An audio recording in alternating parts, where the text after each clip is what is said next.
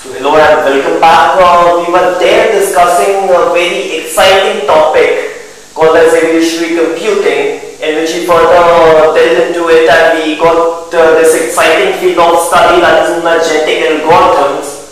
We were discussing how the genetic algorithm takes its analogy from the basic evolutionary process, where a class of individuals, a population in other terms, it evolves, develops along with time, and we just said that the individuals could be replaced by solutions and they could be made better and better along with time to solve this same problem, to solve some kind of problem that may be constant or that may change along with time.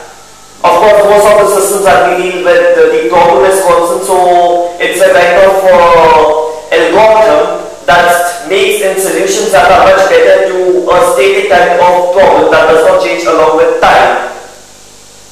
Now, what we would be, the discussion that was left as of the previous hour was that can we design in some kind of evolutionary operators that would generate a higher degree of population from a lower degree, a higher generation of population from a lower generation, or individuals of a higher generation given the individuals of a lower generation.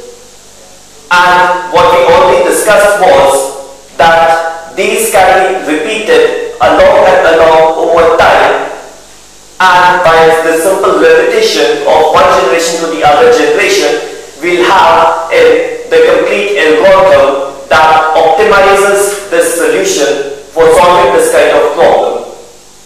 We'll have a kind of solution that will be better as per the time, and towards the end we'll look at this entire set of population, we'll find out what the best solution is, and we'll simply return the solution as the best solution that our genetic algorithm could compute within the foundations of time, within the foundations that were applied, and we had all sorts of discussion. So today we deal with the genetic operators.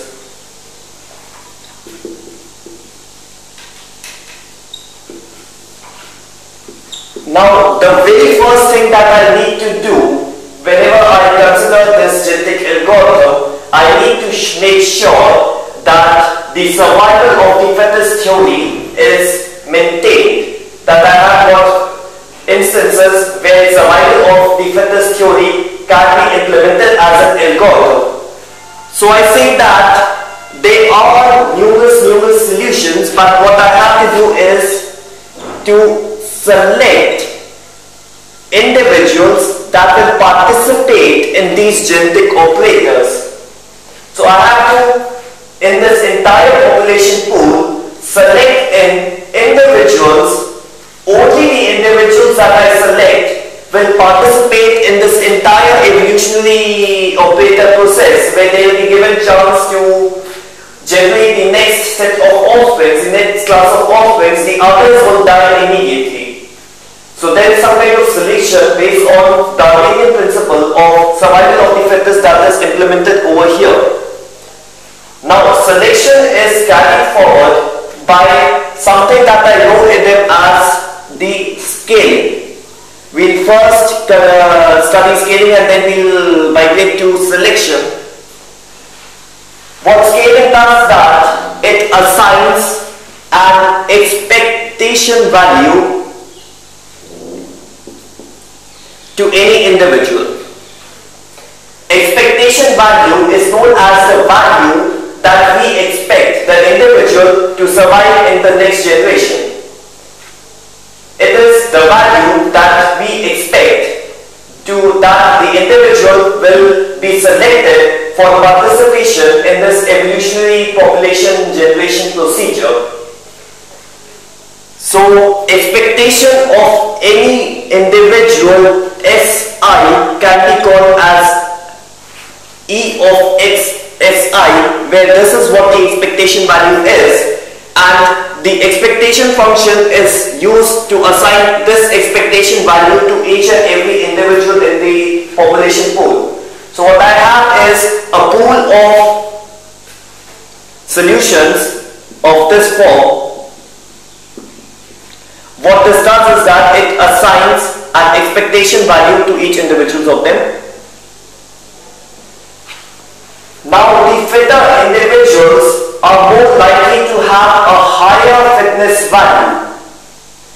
Individuals that are more fit, they are likely to have higher fitness value.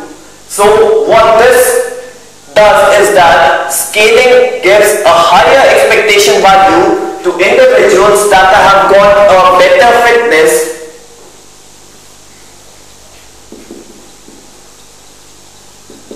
So better fitness should be higher expectation value.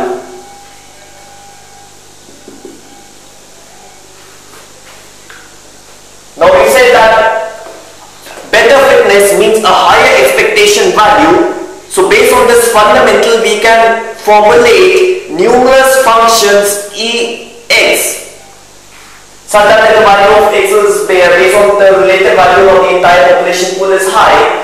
The final expectation value is high, and when the expectation value is high, what selection does is that it carries forward a probabilistic selection where the probability of being selected is directly proportional to your expectation value.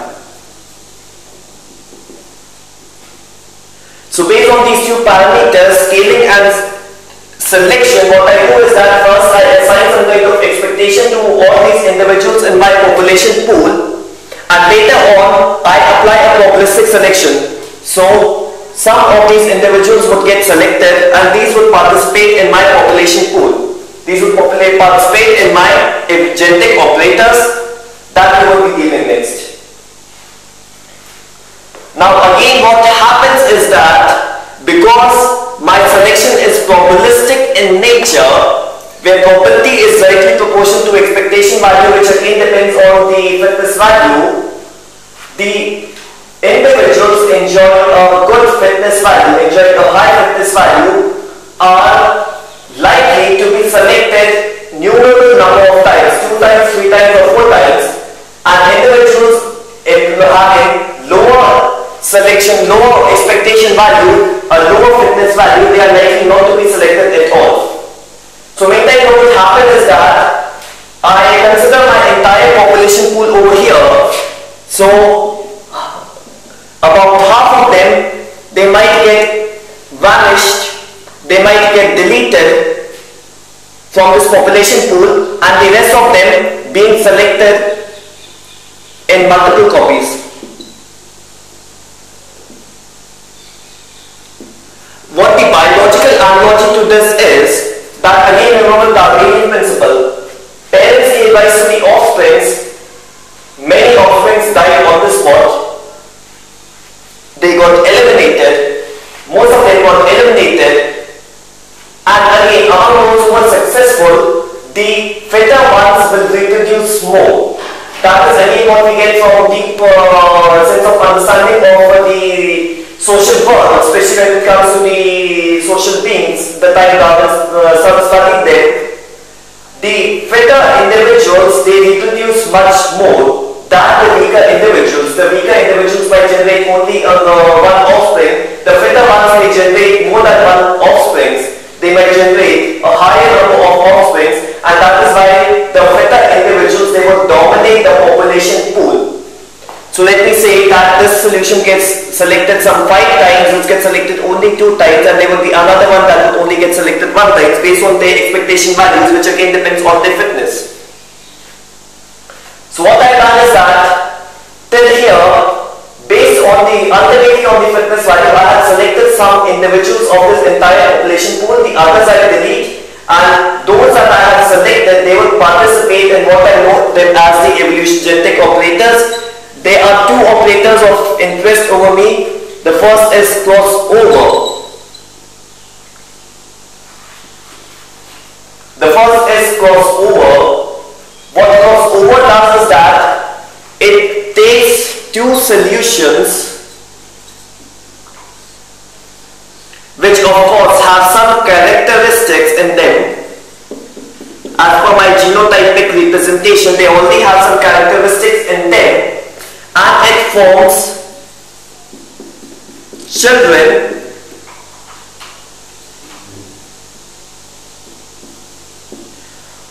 that have intermediate characteristics. Some characteristics would be taken from this parent and some would be taken from this parent. This is what crossover actually does. It carries forward a recombination of genes of the two parents to generate the two children.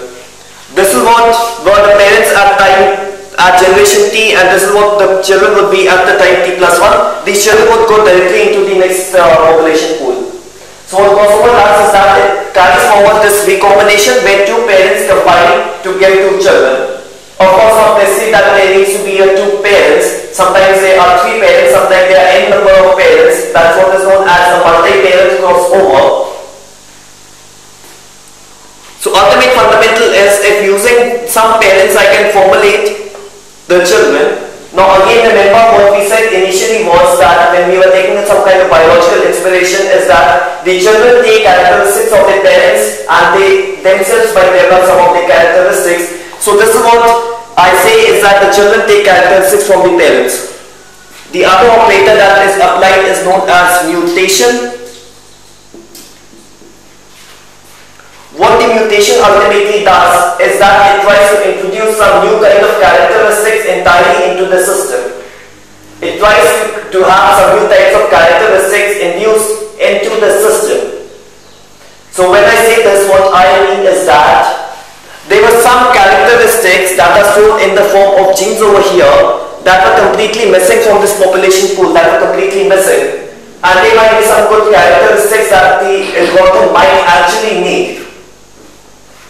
It might be some good characteristics that the algorithm might actually need. So how do I induce them? Is by this term of mutation. So let me say if any of the selected individuals Si was there, what mutation will do is that it will generate a mutated carbon copy of it, let's say Ci, by this application of mutation.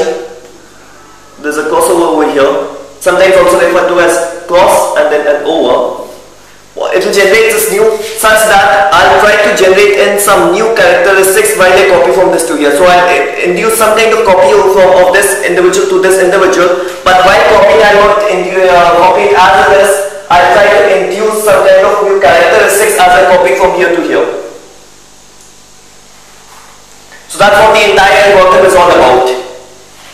Again, kind of summarizing this entire system, first I selected individuals that were fit enough to survive the competition.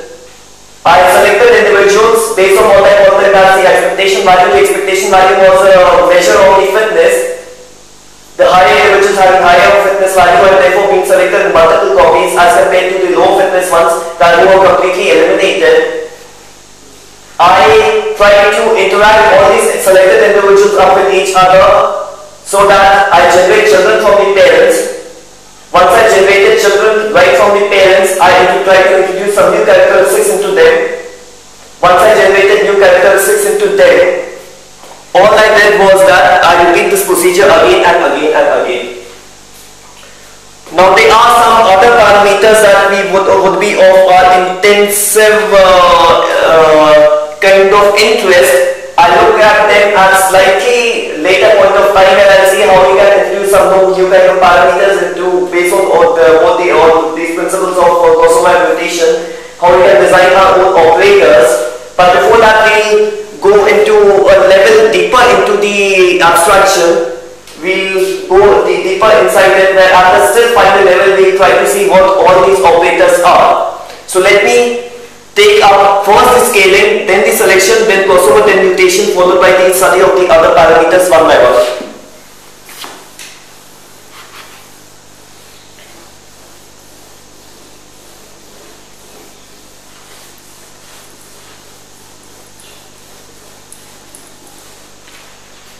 What I eventually set out is that I have an individual whose fitness can already be found by this f of Si that represents this fitness.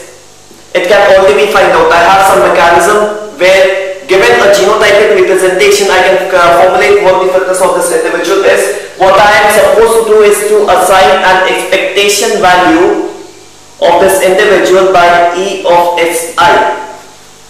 And how do I do this? I primarily have three means to do this. The first is known as a fitness-based scaling, what is also referred to as a proportional scaling. The second being referred to as a rank-based scaling, and the third referred to as a top scaling. So fitness-based scaling, rank-based scaling and top-based scaling, the basic intention is same, just slight difference in how we use the word E. A fitness-based scaling or proportional scaling says is that my expectation of the individual SI is directly proportional to its fitness value.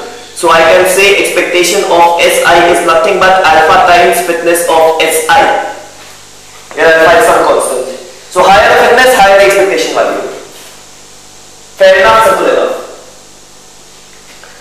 But then again, remember the entire algorithmic framework that we've got, that expectation value ultimately denotes the kind of probability of selection that this individual would have. When we practically apply this kind of scaling over algorithms, what we found out that some individuals at very early stages of time, at very early generations, they were highly fit. What I say they were highly fit is that they enjoyed exceptional fitness values. They were exceptionally high as compared to the other individuals. Their fitness was reasonably high as compared to the fitness value of the other fitness. Because I say expectation is directly proportional to fitness, the expectation value became exceptionally high as compared to the other individuals. So it's like some individuals had, a couple of individuals had very high probability, the others had very less probability. Now my selection is probabilistic in nature. So what happened is that these couple of individuals enjoyed very high fitness value. They got selected numerous times, and as I have made the selected class of population who survived the generation, they were mainly these couple of individuals and very less magnitude of the other generation. Now this is what happens practically. Again, coming to the biological analogy, because our basic inspiration is the nature and biologically inspired computing, we will draw numerous references to them. Normally it does not happen in any world. If one or two individuals, they intercourse so much that the next generation is mainly offspring of these people, all the unique characteristics that the other individuals might be having, they are all lost. They are completely died because they've gone. And as a result, the next generation of population that happens, it mainly enjoys only these characteristics with these few people, with these few species, with these few animals, and that's not good because the characteristics are completely gone, they are completely dead. So that was another problem with this kind of population, where the characteristics were being deleted at a very premature stage, and hence this scaling was not good enough. So we required some kind of alteration to it so that it could be modified.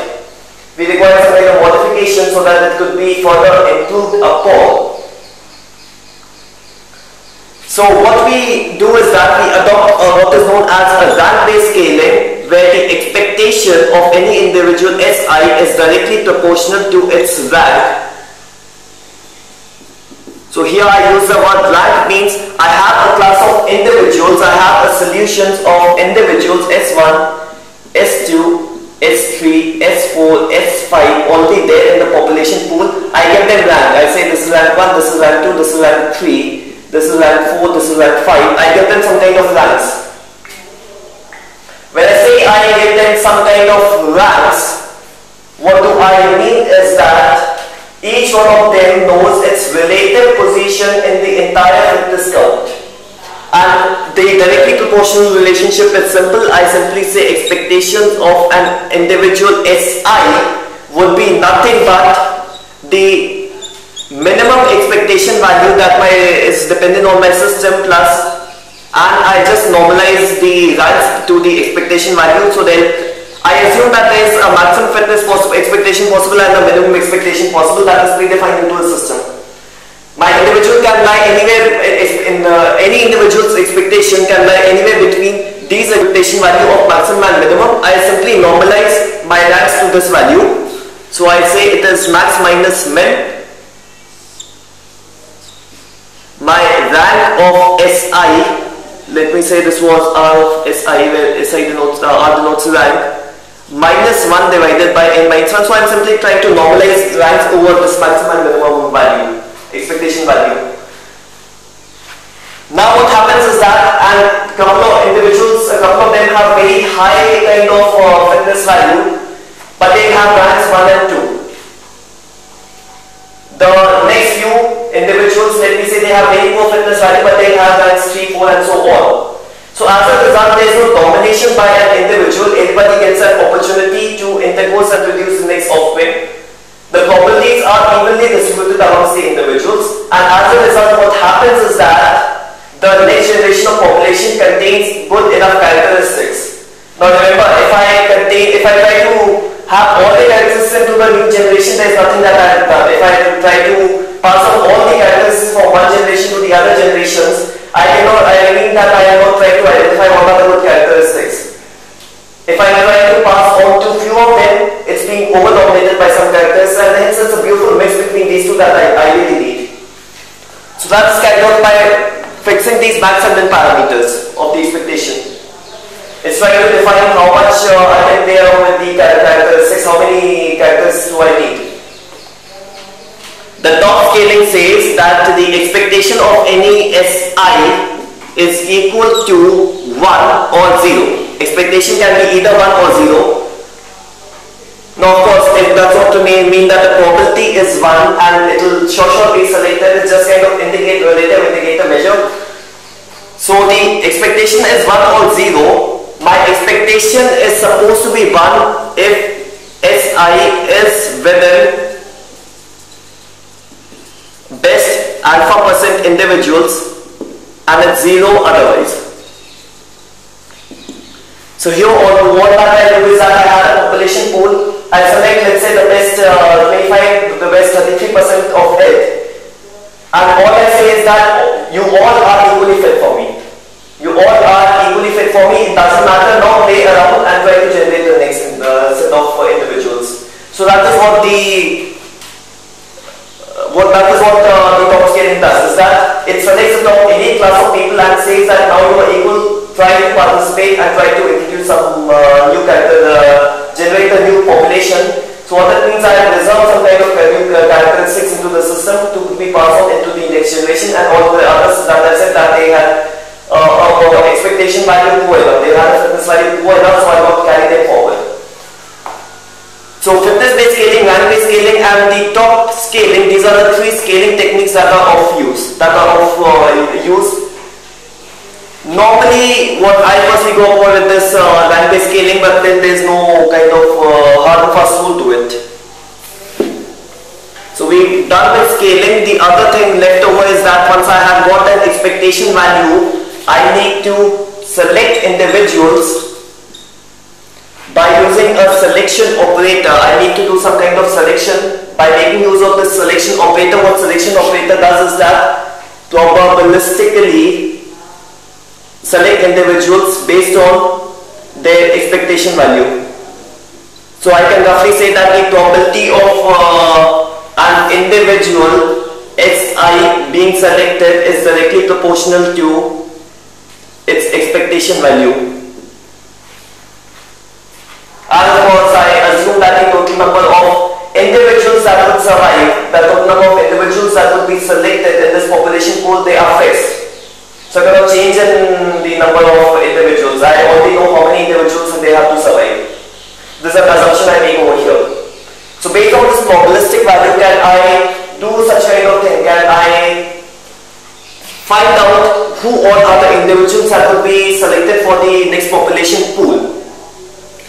So again, numerous methods that are applied in this selection technique, and they all come from some kind of inspiration. The first is called as a roulette wheel selection. The first technique that we adopt is known as a roulette wheel selection. A roulette wheel selection is simple to the roulette wheel that you see in fairs. We say that there is a wheel and it has a pointer. This wheel has n parts to it, where n is the number of individuals. The circumference of any part is proportional to its expectation value, and any part it represents an individual. So like this, if there were 100 individuals, I have this wheel divided up into 100 parts, where each part represents an individual, and the circumference of it is its expectation value. I rotate this wheel once and I stop it, and I rotate this once and let it flow freely. After some amount of time it will stop, and my arrow will point towards some individual. So let's say it was SJ over here. Whenever it stops over SJ over here, I say SJ is selected. What I do is that next time I rotate this wheel, again it will stop at some position. Let's say it stopped over here, and at that time it was this individual who was here. Then I note down this number, this individual that was over here. So let me say that I did this thing. This was the sequence I observed: 5 3 1 2 5 2 1 8 9 5 7 and so on. So there were a total of n individuals that were selected. I rotate this wheel once, I note down which is the individual, I write it down over here. This is my selected individuals who survive. Now a very basic inspiration that we get is that because the probability of an individual being selected in this kind of roulette wheel, that is directly proportional to its circumference, and the circumference as well is directly proportional to the expectation value. So what I have is that the probability of selection is directly proportional to the actual expectation value in this system. That's what we basically get, and that's what the intention was. So I've done this beautiful kind of thing. I've solved this problem using this roulette wheel. But then again, there is a problem when we actually do this kind of system. We know that some individuals, they've got a very high circumference because of a very high expectation value. There are some individuals that have got a very, very high kind of expectation value, and that makes them very high on the circumference out over here. Now because these individuals have gotten a very high circumference out over here, they get selected numerous times, and because they get selected numerous times, what ultimately happens is that the next generation is over-dominated by these people, by these selected individuals. When I say it's over-dominated, I mean that their characteristics would be innumerable numbers, and that definitely means that the other characteristics, the good characteristics possessed by the other people, they will be all lost. They will be all extinct in the system. So that's what selection does. So I will have some kind of mechanism in which I can remove this kind of problem. So let me again say that I have the same roulette wheel selection, but the selection technique here is not a roulette wheel selection. That is known as a stochastic uniform sampling or stochastic uniform selection. Here what I do, I take in the same roulette wheel, where every individual SI is a part over here, and there is an expectation that is the circumference is directly proportional to the expectation. In turn, what I do is that I take n number of pointers over here, equally spaced. So these are total of n pointers that are equally spaced. So my actual fitness would be actually like this, because the expectation value would be unevenly distributed.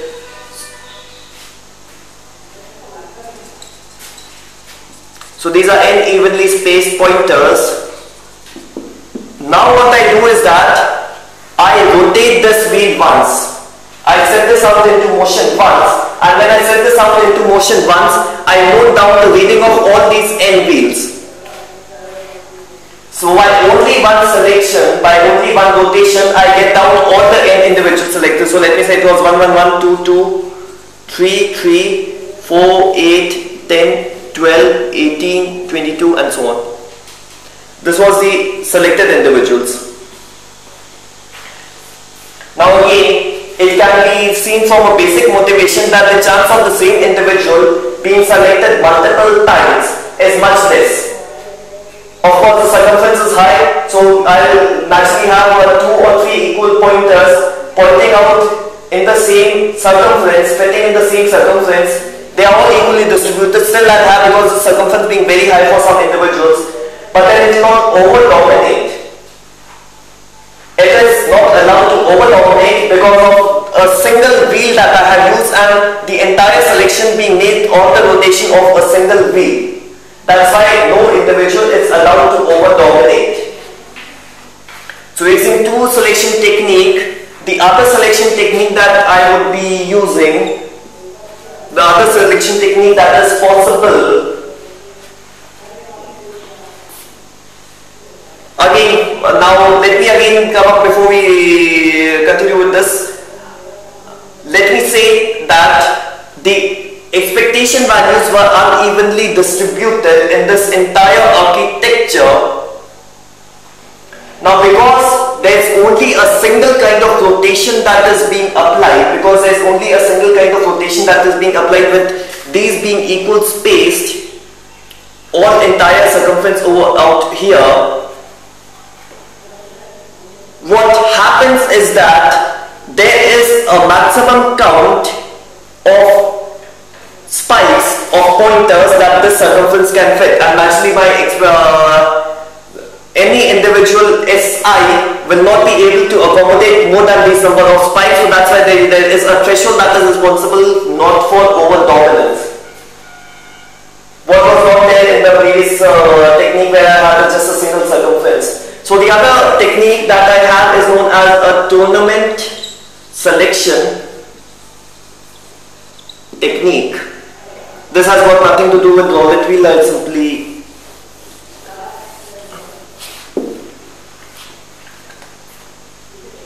tournament selection is inspired by the basic way in which the gaming teams, they play together, they organize a tournament, and based on that you have the best team being winning.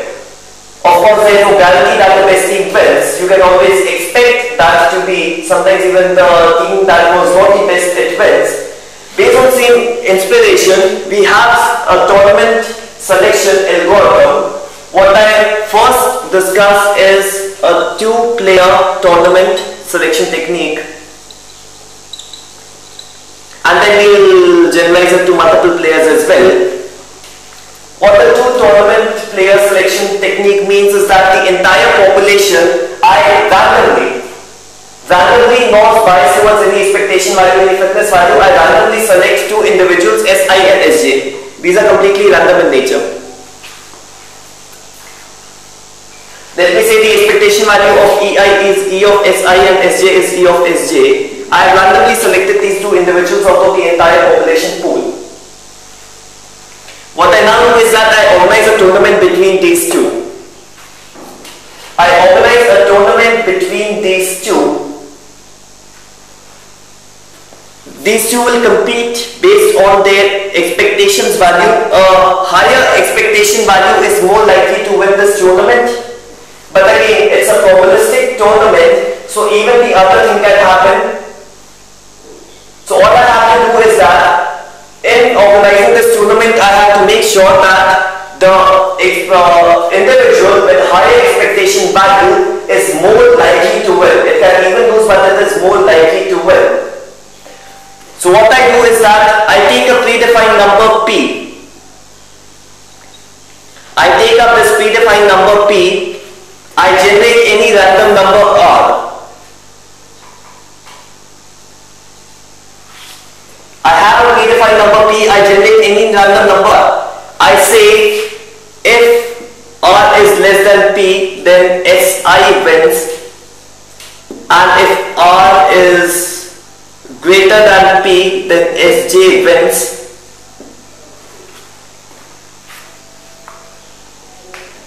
My P denotes the probability of Si winning. My P denotes the probability of Si winning this predefined number P, and therefore if expectation value of Si is greater than Sj, P will be slightly greater than 0.5 depending upon the parameter by which Si is greater than Sj. And if expectation of Si is less than Sj, then this would be less than 0.5 depending upon how much it is less than Sj. So by simple numeric techniques I can fix up this probability P. Sometimes can even be taken as a ratio between these two. So by looking at the expectation value of these Si and Sj, I can calculate this parameter P. Then once I calculated this parameter P, all I do is organize a tournament. I select a random number. If it's less than P, I say Si wins. If it's greater than P, I say that Sj wins. That's just like organizing a coin tossing kind of tournament where the heads is more biased than the tails. Hence denoting the probability that the higher fitness, that the higher expectation value individual wins. Now what happens in two-player tournament is that I selected randomly two individuals. I have randomly selected two individuals. It's quite possible that both of them had bad expectation values. Next time I select two, both of them had bad fitness value. It's completely random. It's no way biased towards the problem, towards any kind of expectation value. So I say that there is an n-player tournament selection. The n-player tournament selection would be played between n players S1. I can say, let's say not an n-player tournament selection, I can say a k-player tournament selection. So I'll have S1, S2 between Sk. I'll organize a tournament between all of these. One way is that I have two-player competitions, then after two-player competition I get a class of winners. After I get this class of winners, I again organize a competition between these, I again select winners. The other can be that I have the expectation value with them.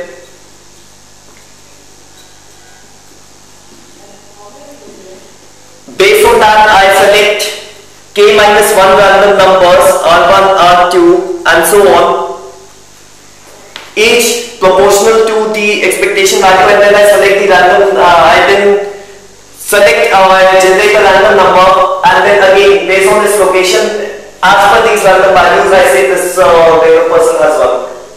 So again, a minor tweak with the probabilistic theory, some kind of minor work with the probability, where all these random numbers are generated, it would not be R, it would be P1 and P2, depending upon the fitness value to lie on a regular scale between 0 and 1. I generate a random number and then I find out what does it correspond to. Again, simple way in which this can also be used. But my one complete tournament returns me one individuals. Let me say individual 5. So I'll have this entire process repeated up n number of times, where n is the total number of individuals that need to survive. The n number is the total number of individuals that will survive this entire process. So those are three types of selection techniques that we have already seen. The three types of selection technique, one was the simple knowledge wheel selection, the other was a uniform stochastic selection, the third one, the tournament selection. And any one of these can be applied to any kind of problem that you are trying to solve using this concept of genetic algorithms. So from selection we move over to the actual interesting operators. First of all, the crossover.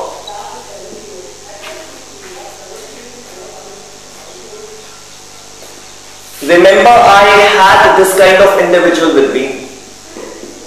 That was called as its genotypic representation. I had this individual. If it's a double vector, they'll show store in some real number. If it's a bit string, it will store in some kind of bits in all these positions. My crossover was always applied between an Si and let me say an Sj, and I need to generate in two new children, let's say Ci and Cj.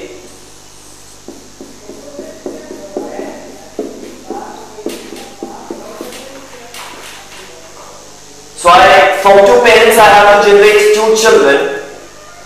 Let me say what happens is that these individuals need to get these characteristics from the parents. I'm only considering the combination now. The addition of new characteristics would be the responsibility of mutation. So there's some recombination that I need to carry forward. When I say that there's some recombination that I need to carry forward, the characteristics that I have used tremendous time over the time now, they represent nothing but the individual genes over here. So in this kind of technique,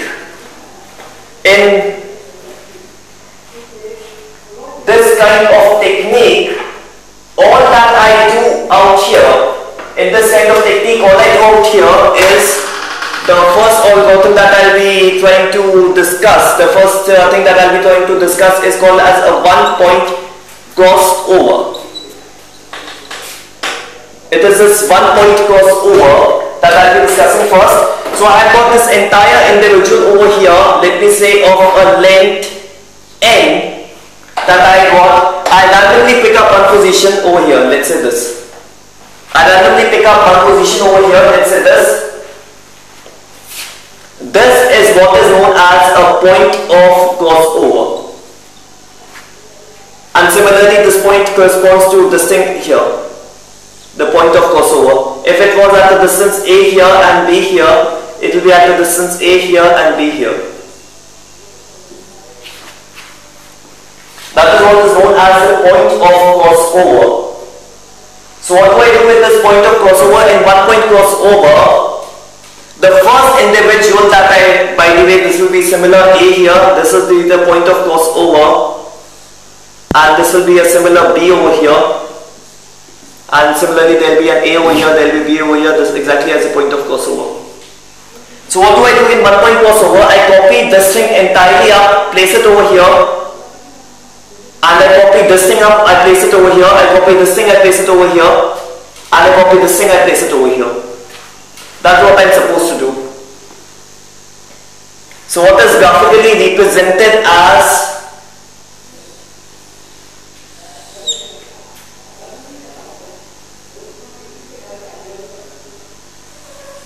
this thing. I go up starting copying from here to here, I keep on copying this, I keep on copying this, I keep on copying this, whatever I'm copying goes up over here. Whatever I'm copying, it goes up entirely over here. After this I stop copying and I start copying over here. So whatever after this I copy goes up over here. So the A part of first individual becomes the A part of the second individual. By the way, it will not come up over here. This was my point of crossover. So A part of the first parent becomes the A part of the second parent, and B part of the second parent becomes B part of the first child. A part of the first parent becomes A part of the first child, and B part of the second parent becomes B part of the first child. And similarly for the other individual, I will not copy, I will not copy, I will not copy. I will copy B from here to here. So this thing becomes the B of here. This is what I copied from here to here. And again, I'll start copying from here itself. I'll copy all this place and I'll place it over here. So considering a simple genotype representation, if it was a 11100110 over here, the first parent, 01011100 as the second parent. Let's say this was a point of crossover. My first child will become this, my second child will become this. So it will be 11100 from here and 1000 here and 010111100 from here. This will be my first child, this will be my second child that I'll have in this one point crossover technique. Half of it, I cannot say half of it, but some part of it comes from the first parent and some part of it comes from the second parent.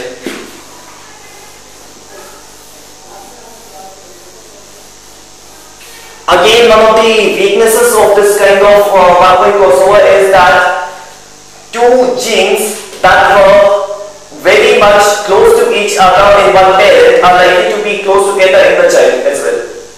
Again, it can be seen from this very basic algorithm that if two genes were adjacent to each other in the parent, they are likely to be adjacent to each other in the child as well.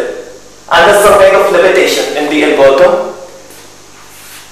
So the second crossover that we study is called as a two-point crossover. Here also we have got into the similar lines two parents, let's say P1 and P2, and we need to generate two children out here.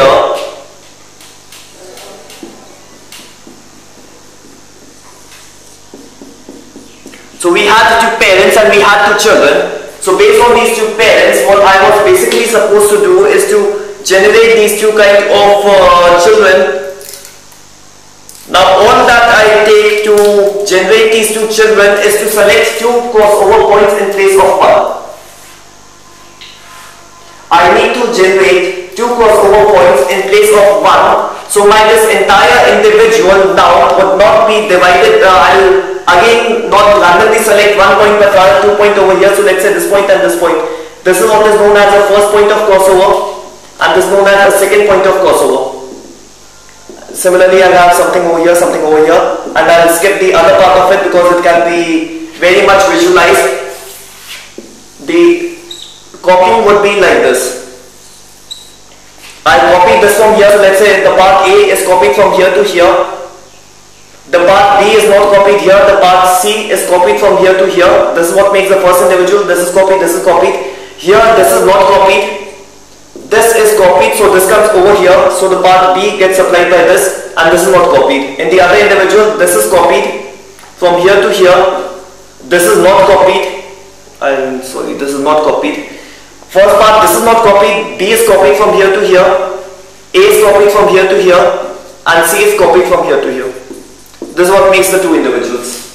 So this is what is known as a two-point crossover. Into my bit string representation, let's say this was P1, let's say the P2 was 0, 1, 0, 1, 1, 1, 0, 0, 1, 1, 0. I say these two as my point of crossover.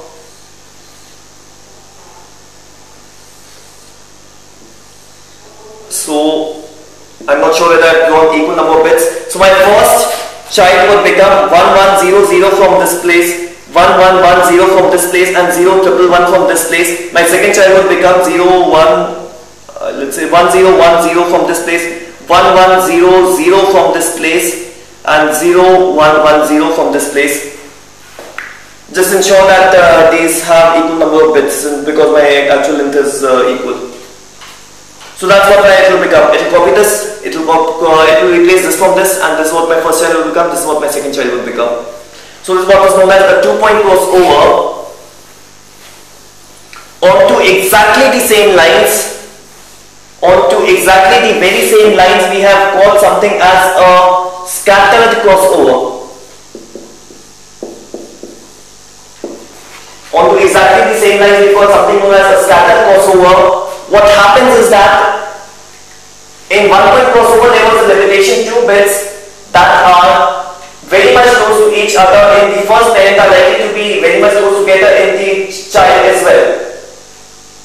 Until the crossover point varies exactly between them.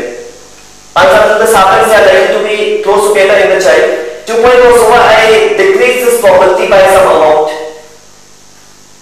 But what ideally happens is that whatever each gene represents in a genotypic representation may not be whatever a solution may have in its phenotypic representation. So there is a mapping of phenotype to genotype that we already discussed. Now this phenotype can be typed out into the genotype in multiple ways. Let me say the gene here corresponded to some characteristics over here by some technique, and the same gene corresponds to in some other representation technique, the same gene corresponds to some characteristics over here. So basically any permutation of the chromosome is possible. Any permutation of the chromosome is ideally what I can accept as my genotypic representation. The only difference I will make is my phenotype to genotype representation. So any genetic individual can be permutated up by any means. What we observed was by 1 point and 2 point crossover, this permutation played a very important role. As a result, there was an intensive need to find out what this ideal permutation is that gives you the best kind of performance. And that is not good. So in the third crossover technique, that is known as the scattered crossover, we will become completely permutation invariant. The probability will be decreased to almost as low as possible, a value as possible. In this technique, what we again have is that two parents, S1 and S2, let's say Si and Sj, two children,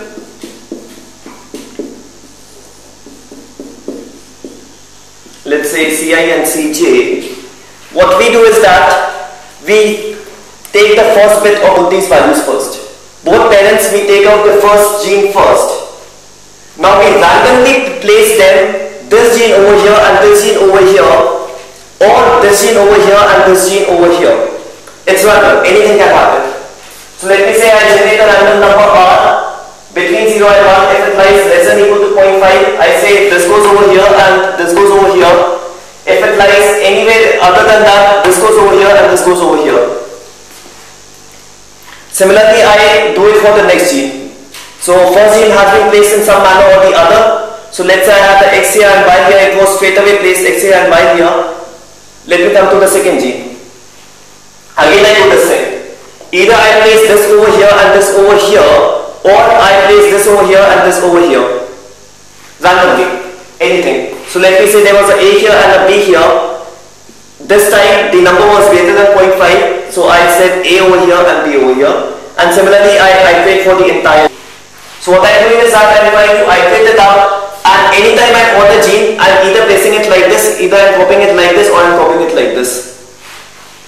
And that's why it is completely randomly created individual with no permutation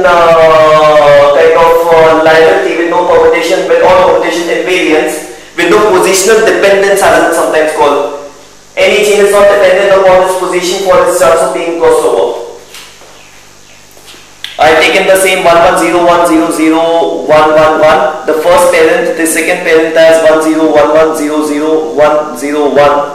I try to generate out what gene will go where. So let me generate in random numbers. I say if it's 1, it will be a straight crossover. If it's 2, the genes will exchange. So I generate 1 2 1 1 2 2 1 2 1 random numbers over here. Now I generate my offspring. I generate my offspring. It was 1 over here, so child 1 and child 2, it gets copied as 1 1. It was 1 0 over here, so it will exchange because the number is 2 over here. Because the number is 2, it will exchange. So 0 comes up over here, 1 comes up over here. Now it's 0 1, no crossover.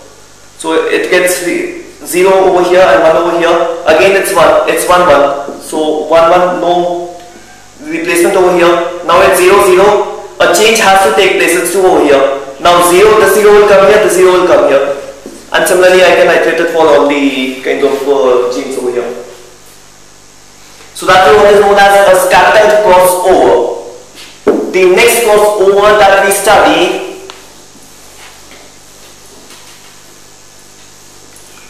is something known as intermediate, something known as heuristic crossover.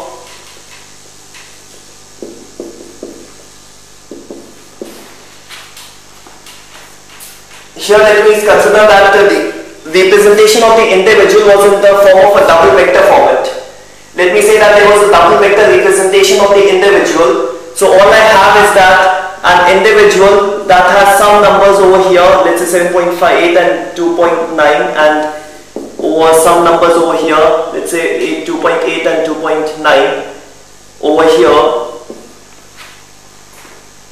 I say that I generate in a child Looking at these two bits, I'll try to fill in this bit, this corresponding bit over here. Looking at these two bits, I'll try to fill in this corresponding bit over here.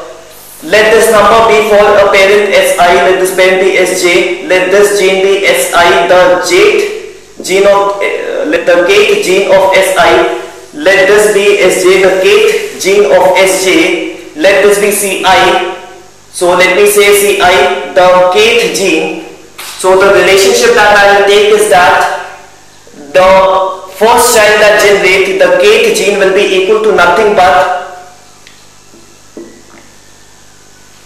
the ith child and its kth being plus alpha times the jth child, the kth gene minus Si times the ith gene. So I am trying to generate, what I am trying to do is that I am trying to generate the child gene. I am talking about numbers over here. I am trying to generate the child gene such that it lies anywhere between Si and let this be the place in the number line where my ith gene line and this be the number where my kth gene line. I am trying to generate out the child gene intermediate between these two genes. Now alpha is chosen such that it is more biased for fitter parent. It's sometimes chosen like this. So if Sj is fitter, if Sj is fitter, alpha will be more than 0.5 over here. Now remember, when alpha is 0, I'll get this point Si over here. If alpha is 1, then I'll get up Sj point over here. If alpha is 0.5 over here, I'll get Si plus Sj by 2 over here. What you can straight away get. So normally what I can take sometimes is that alpha being biased towards a fitter individual. So if alpha is greater than, if Sj is more fit, it has a higher fitness value as compared to Si, then I place alpha just greater than 0.5, the actual amount depending upon the value of expectation value of Sj and Si. It's K over here.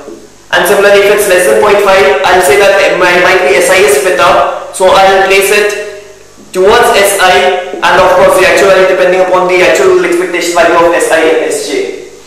So that is numerous ways in which we can carry out crossover. The ultimate technique is the same.